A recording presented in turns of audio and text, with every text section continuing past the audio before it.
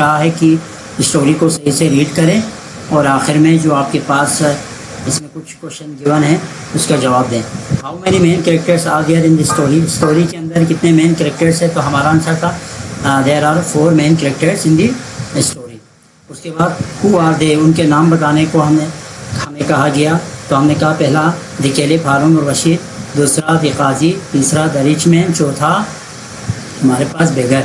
ठीक है, तीसरा क्वेश्चन उन्होंने बोला हु गॉट द हॉर्स, तो हमने कहा भाई जो रिच मैन है उसको, वो उसका था घोड़ा तो उसको मिल गए। The rich man got the horse because the horse belongs to him.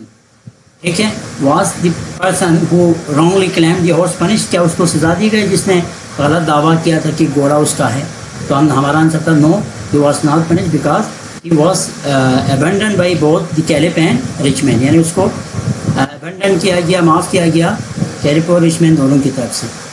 फिर एक्सरसाइज 2 में हमें कहा गया कि आपके पास कुछ वर्ड्स गिवन है, उसको आपको टेक्स्ट में मिलेंगे, ये कैलिफ हारून और रशीद चैप्टर के अंदर हमने पहले उसको अंडरलाइन करने हैं और उसके बाद इनके मीनिंग्स इसमें गिवन है, उसको आपने ये रैंडम तरीके से यहाँ पे गिवन है, आपने उसको तरीके से मीनिंग के साथ जिसकी जो मीनिंग बनती है वहाँ पे लिखना है।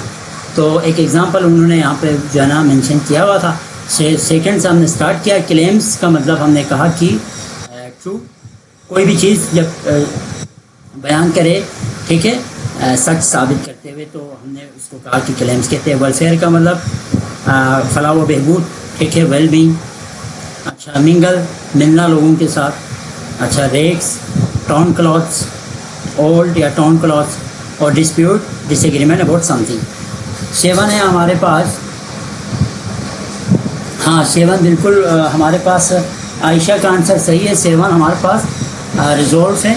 ठीक है, रिजोल्व का मतलब है फाइनल सॉल्यूशन, किसी चीज़ के सॉल्यूशन तैयार करने को क्या कहा जाता है, इसको क्या कहते हैं बेटा, रिजोल्व।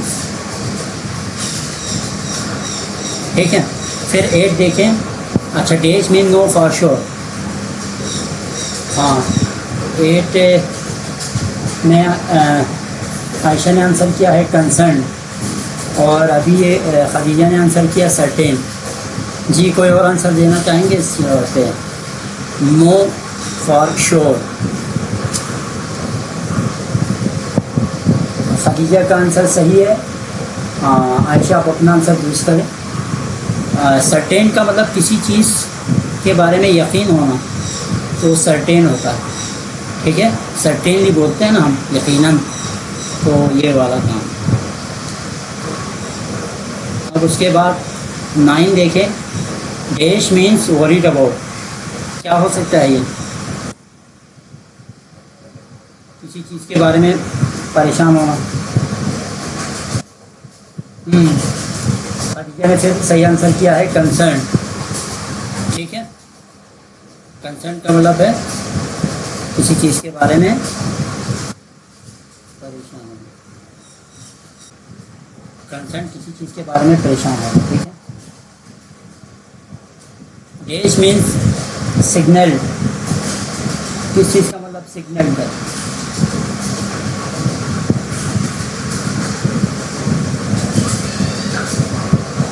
देखिए यहाँ पे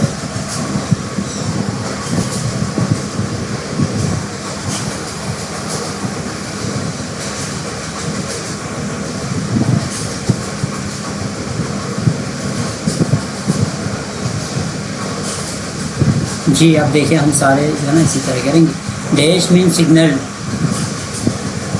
जी, खदीजा ने फिर जो है ना दुरुस्त आंसर यहाँ पे किया है। हमारे पास क्या है, मोशन।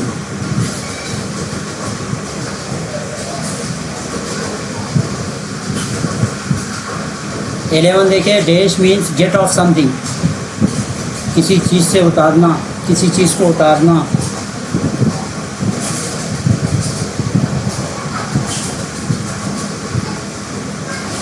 आयशा विंस नहीं है। विंस का मतलब मैंने आपको बोला था कि हाँ, खदीजा का आंसर सही है, डिस्माउंट। डिस्माउंट, डिस्माउंट, ये आपके पास है इसका आंसर, डिस्माउंट, डिस्माउंट। ठीक है। 11 आपके पास क्या है, स्मॉल, ठीक है। 12 देखिए, dash means unable to understand. जी हाँ, बिल्कुल बिल्कुल, पदल। आयशा और खदीजा दोनों का आंसर सही है, ठीक है। ये पदल है, किसी चीज़ का ना समझना, ठीक है, हैरान हो जाना। तो ये 12 हमारे पास क्या है, पदल। 13 देखिए, डैश मीन्स शो डिसलाइक।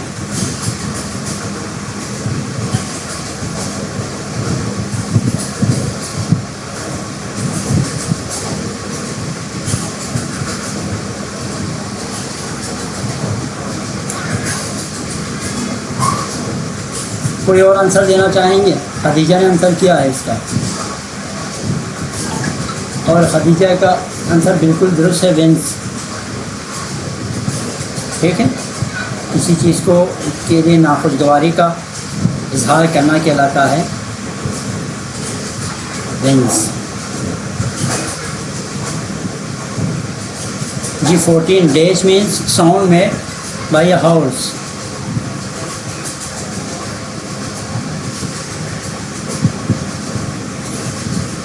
जी खदीजा और आयशा दोनों का आंसर सही है, neigh. Neigh means sound made by house.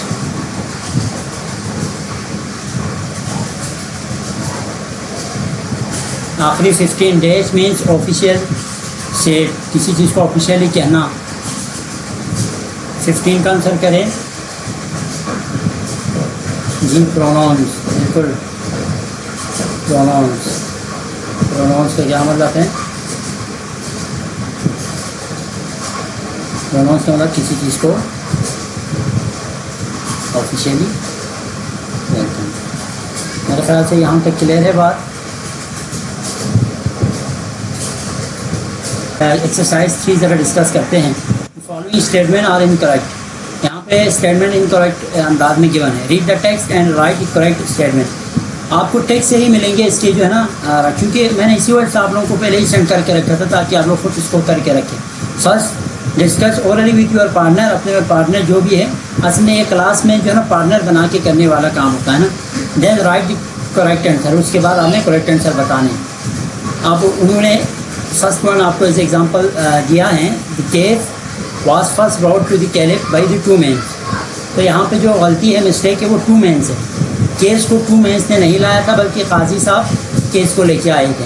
तो the case was first brought to the caliph by the qazi. इस तरह आपने, आपके पास 2, 3, 4, 5, 6, 7 तक आपने इसको करेक्ट करना है। तो सेकेंड में देखते हैं क्या मिस्टेक है। The Qazi said that the case was easy so he could not solve it. बता सकते हैं इसमें क्या मिस्टेक है? हाँ बिल्कुल, यमुना ने बिल्कुल दुरुस्त। ये ईजी थोड़ा था, केस डिफ़िकल्ट था ना, तभी वो लेके उसके लिए वो सॉल्व करना डिफ़िकल्ट था, ठीक है। तो आप क्या करेंगे, यही बिल्कुल इसी तरह लिखेंगे, the Qazi said that the case was easy की जगह पे आपने क्या लिखना है, difficult, so he could not solve it.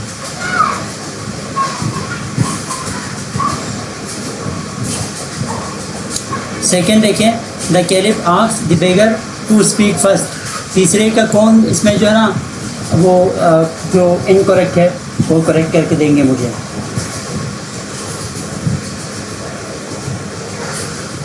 The caliph asked the बेगर। हाँ बिल्कुल, आयशा ने आंसर सही किया। ये बेगर इसमें मिस्टेक है, ठीक है।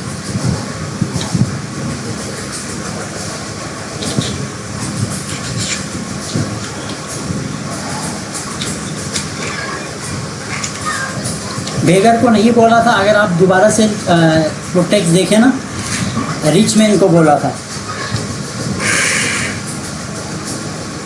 The caliph asked the rich man to speak first. Beggar ने तो बाद में एक्सप्लेन किया था ना, यहाँ पे आप लोगों को बेगर ने बाद में एक्सप्लेन किया था, पहले एक्सप्लेन किसने किया था?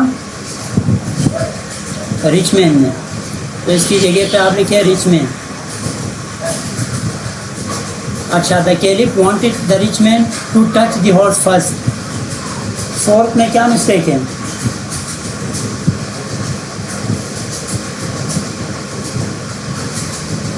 फोर्थ में बताए, फोर्थ में जो मिस्टेक नज़र आ रहे हैं, the caliph wanted the rich man, बता सकते हैं कोई, वरना मैं बताऊंगा।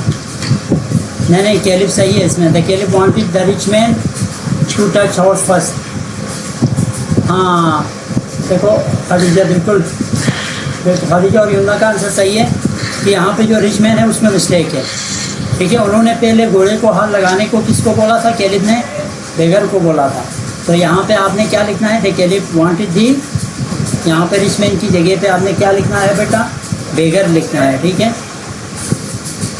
बेगर to touch the horse first. पांचवा देखें, the horse belong to the beggar, इसमें क्या मिस्टेक है? हाँ इसमें बेगर मिस्टेक है। ठीक है, उन्होंने बेगर को यहाँ पे मिस्टेक रखा है, तो हम यहाँ पे क्या लिखेंगे? Rich man. सही है, वेरी गुड। ठीक है, उसके बाद 6 देखें, the caliph decided to be strict, the caliph decided to be strict, caliph decided to be strict, इसमें क्या मिस्टेक है? हाँ स्ट्रिक्ट इसमें मिस्टेक है, इसकी जगह पे the caliph decided to be merciful लिखे तो ज़्यादा बेहतर है, मेहरबान। ठीक है, merciful. The rich man hit the beggar, इसमें क्या मिस्टेक है? 7 में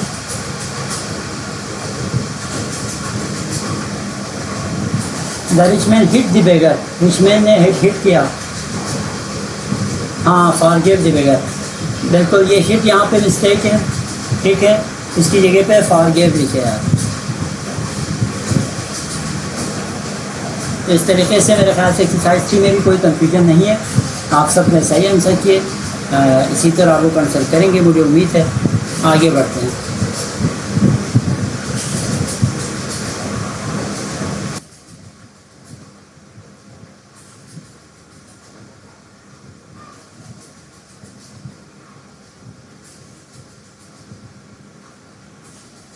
अब यहाँ देखें, when the caliph asked the two men state their cases, they made the following statement। अब ये सारे जितने भी यहाँ पर स्टेटमेंट गिवन है 1 2 3 4 सारे स्टेटमेंट हैं दो बंदों के, कैलिफ के रिच मैन और दूसरा बेगर का। स्टेटमेंट और सब इसमें स्टेटमेंट मिक्स हुआ हुआ है। Read the text and find out which person made each statement and right rich man and beggar in the speaker box. Speaker box के अंदर हमने रिच मैन ने कहा या बेगर ने कहा, यह हमने लिखना है। Work individually at first and after completing compare your answer with your partner. पहले आपने खुद से करना है, तो खुद से करने के लिए मैंने दिया था। अब देखते हैं कि तूने कितना किया है, तो हम इसको स्टार्ट करेंगे। He begged me to give him a ride, rich man ने कहा था। I swear the horse is mine, beggar ने कहा था। थर्ड देखिए अब आप लोग मुझे बताएंगे। ठीक है, he said no one would believe me if I said that the horse is mine. किसने बोला था ये?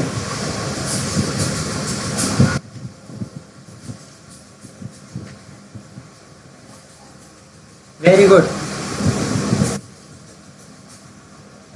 आयशा ने बिल्कुल सही आंसर किया है। बेगर ने बोला था ना।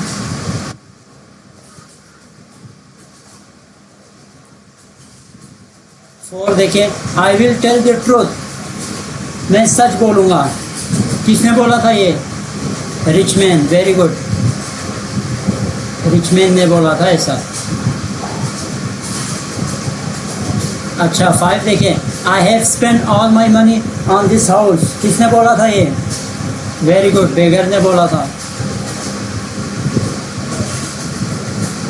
6 देखे, he told me I was an ungrateful person.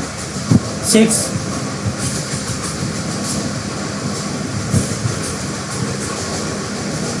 he told me I was an ungrateful person।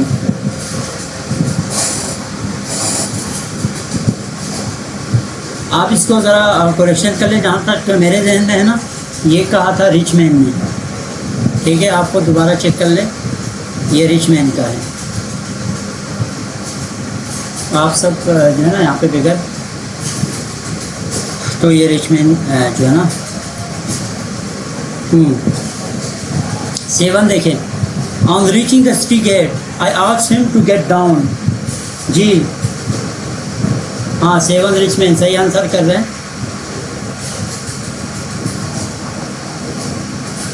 अच्छा 8 देखें, he said that he wanted to reach the city quickly. किसने कहा था? 8वां, हाँ 8वां बिल्कुल बेगर ने बोला था। He said that he wanted to reach the city quickly, beggar ने बोला था ना।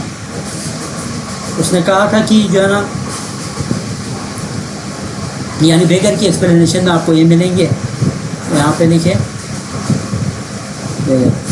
अच्छा 9 देखिए, ही said that if I did not get down he would use force. ये किसने बोला था? वेरी गुड, बेगर ने बोला था।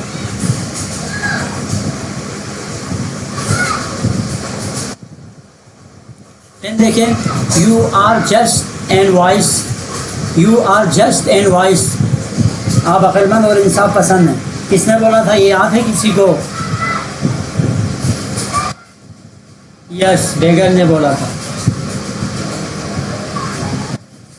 अच्छा 10 भी हो गया। 11 देखिए, he wanted to go up to the city gate. जी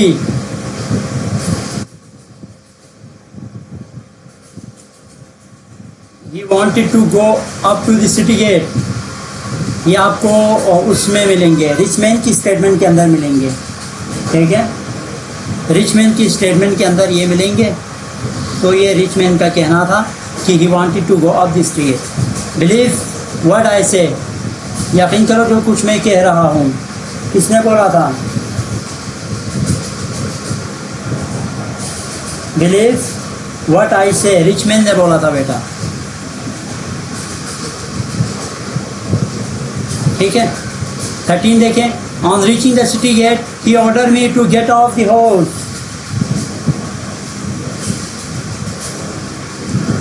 ये बेगर के स्टेटमेंट में मिलेंगे आपको। On reaching the city gate he order me to get off the horse, ये बेगर के स्टेटमेंट में। 14 देखें, I was puzzled when he refuse to get down. ये किसके स्टेटमेंट में मिलेंगे? I was puzzled when he refuse to get down, मैं तो एकदम हैरान रह गया जब उसने मना किया नीचे घोड़े से। तो यस, रिच मैन। अच्छा 15 देखे, he requested me to lend him my horse. He requested me to lend him my horse, beggar के स्टेटमेंट में मिलेंगे आपको ये। ठीक है। और आखिर में देखें 16, he was limping and asked me to stop. Very good, rich man. ठीक है, तो इस तरीके से हमने जो है ना टेक्स्ट को हमने सही से पढ़ा था, इस वजह से हमें ये करने में कोई मुश्किलात नहीं पेश आई। अब हम आते हैं बेटा एक्सरसाइज 5 की तरफ और देखते हैं एक्सरसाइज 5 में क्या कुछ कहा। ठीक है, read the text and complete the following statement in your notebook. आपने इसको जो है ना टेक्स्ट अगर आपने सही से स्टडी किया है तो इसका दूसरा पार्ट आपको पता होना चाहिए। फर्स्ट पार्ट गिवन है, यानी पूरा आपके पास स्टेटमेंट है, सेंटेंस है, उसको आपने कंप्लीट करना है एक तरह से। अच्छा, उन्होंने एक एग्जांपल आपको दिया है, with your knowledge and wisdom you will be able to resolve the case in just a manner. मतलब यहाँ तक गिवन था, ये हमने बना लिया। इसी तरह he not only refuse to get down, आगे क्या होगा?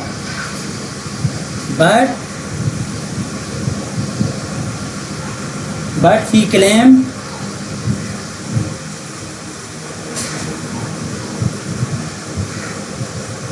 that, क्या क्लेम किया था उसने?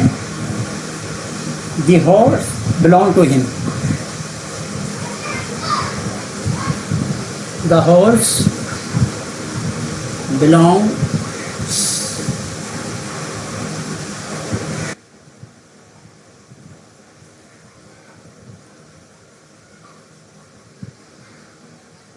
to him. Second देखिए, have pity on me and dash. Have pity on me and save me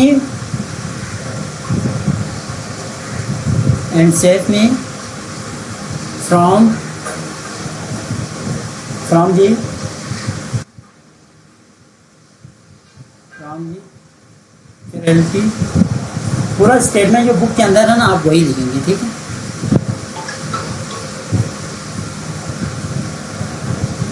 है। An injustice of rich man,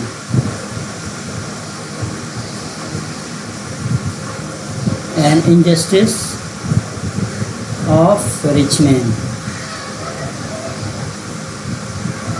अच्छा चौथा देखें, whatever money I had I dash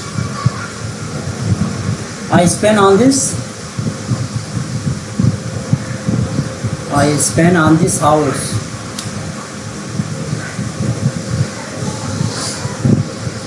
Five देखिए, I beg you to save me from this robber, from this robber, and give me back my house.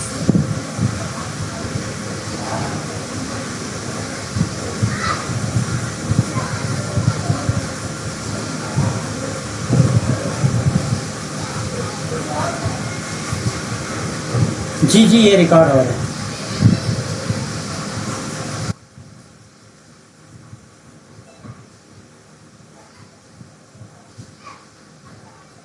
Tell this man to, tell this man to, आगे sentence पूरा करें। Tell this man to place their hand,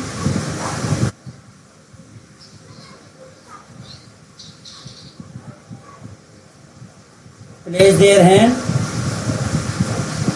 on the horse, on the horse, on the horse, one by one,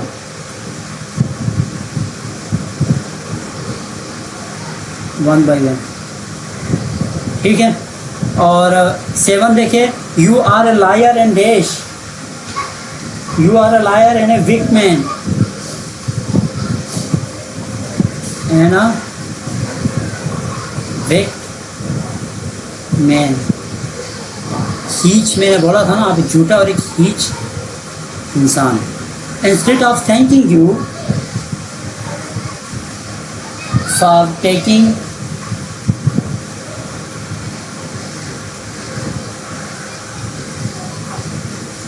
for taking pity on me and giving me a lift,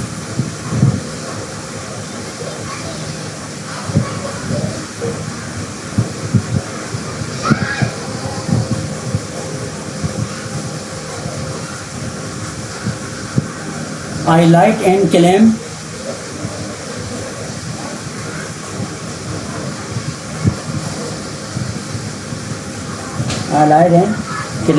that horse belong to me.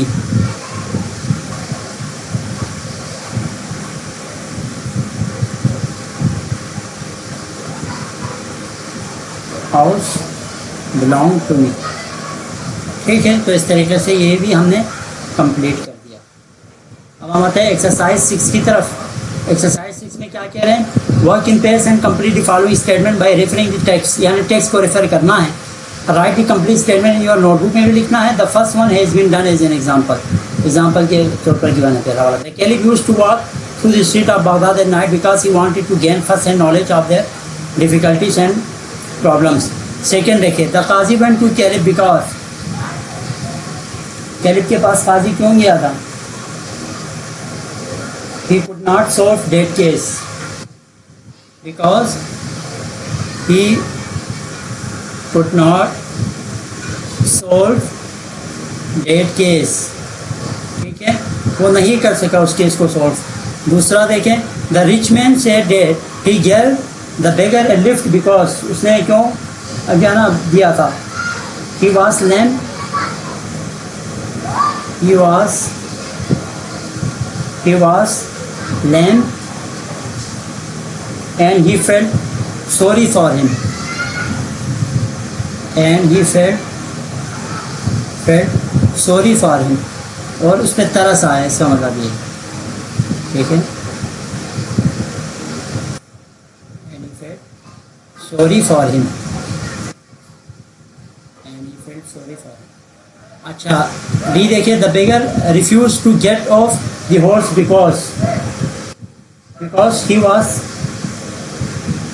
Because he wanted, यहाँ पे लिख रहा हूँ, ठीक है, because he wanted to rob the rich man's house,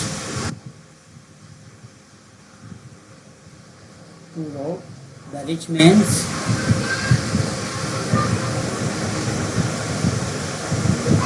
house, ठीक है। E देखिए, the beggar said that he gave the rich man a lift because, ये तो सेम हो गया।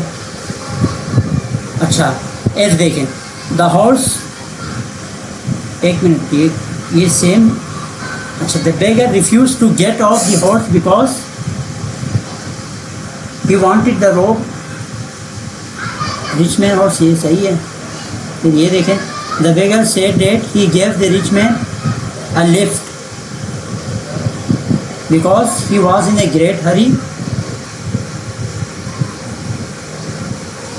ही was in a great hurry, वो बहुत जल्दी में थे।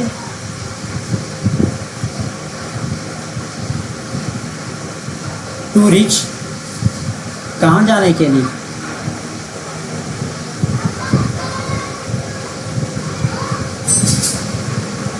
टू रिच द सिटी, ठीक है।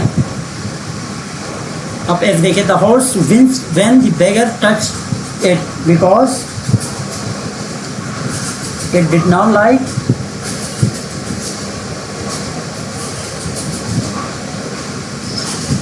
एक बात याद रखिए, जब भी डिड आएंगे तो उस वक्त बहुत सारे लोगों, मैंने देखा है कि थर्ड फॉर्म इस्तेमाल करते हैं यहाँ पे, ठीक है, लाइट वगैरह इस्तेमाल करते हैं।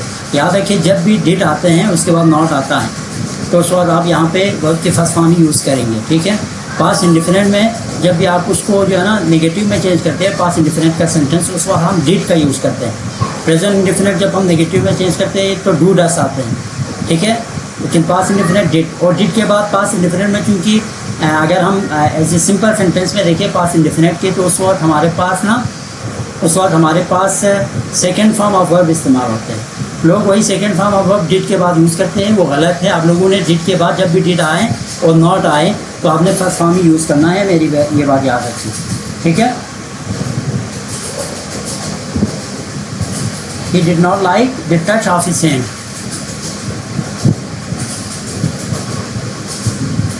The touch of his hand. Of his hand. ठीक है जी। देखिए, the horse snorted and neighed when the rich man touched it because, हाँ बोलो, कम बोलो।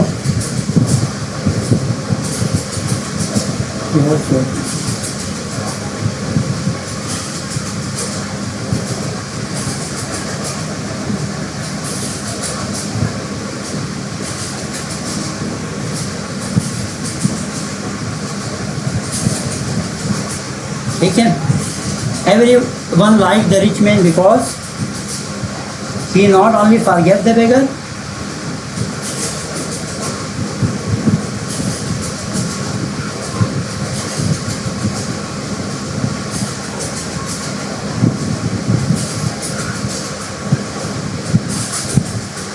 but gave him a handful of gold coins. But gave him a handful of gold coins.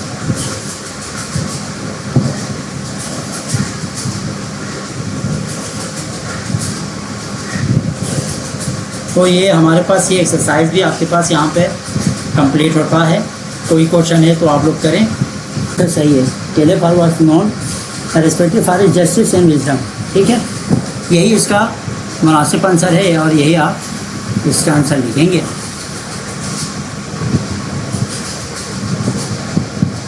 मैं direct आपको जो है ना इसका आंसर लिख रहा हूँ ताकि हमारे पास टाइम बच जाए, ठीक है। Caleb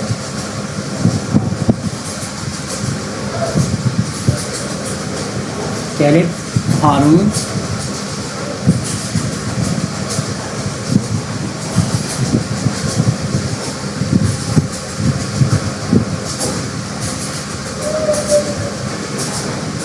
was known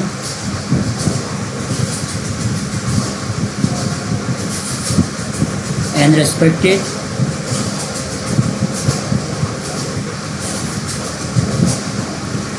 for his justice and wisdom.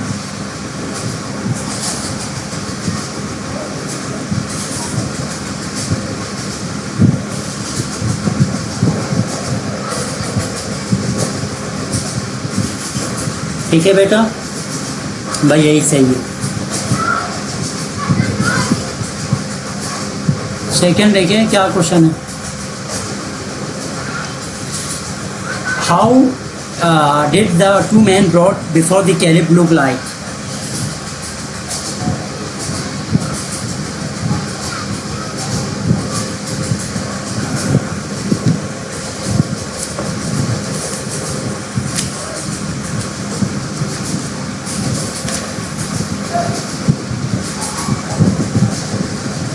अच्छा, उनका हुलिया बताना है आपने। जो दो बंदे आए थे ना, किस तरह दिखते थे। तो मैं कोशिश करता हूँ टाइम खत्म होने से पहले इसका आंसर भी आपको लिखवाऊँ। One of them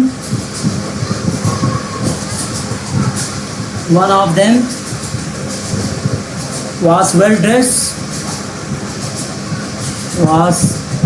dressed and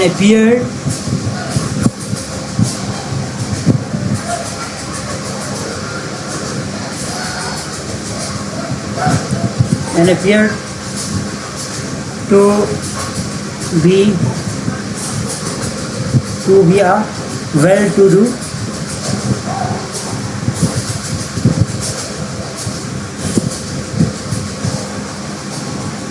respectable citizen.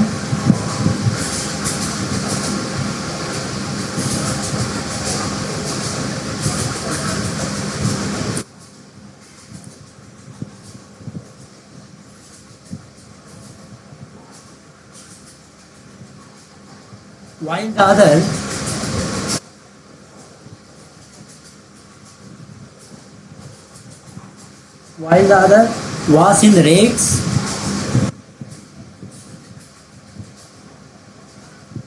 and seemed to be a beggar.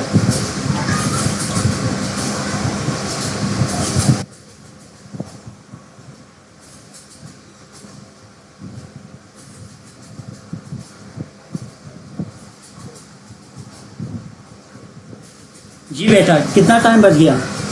ये सेकंड का आंसर है आपके पास ना, सेकंड क्वेश्चन का आंसर।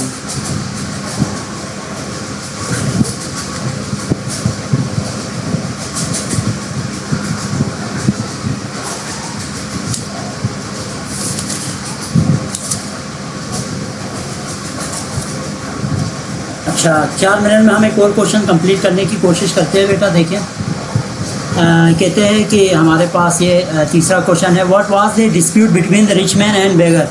उनके दरमियान झगड़ा क्या था, ये बताना है आपने। कोशिश करता हूँ कि मैं जल्दी से आपको इसका भी आंसर।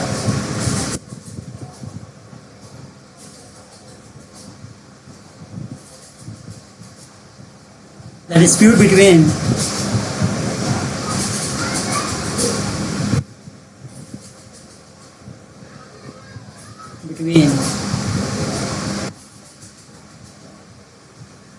बिल्कुल सही आंसर कर रही है Ayesha. Between the rich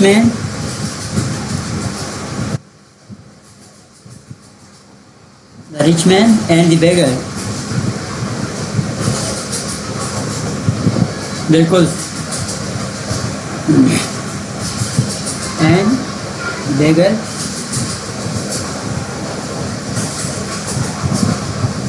was our house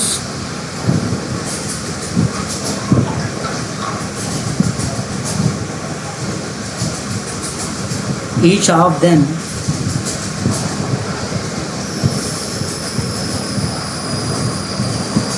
claimed that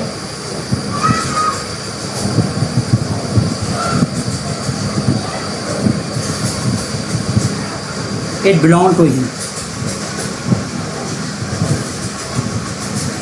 belong to him. ठीक है, तो दोनों दावा कर रहे थे कि एक कह रहा था मेरा है, दूसरा कह रहा था कि मेरा है। तो यहाँ तक हमारे जो है ना 3 पार्ट्स हो गए इंशाल्लाह।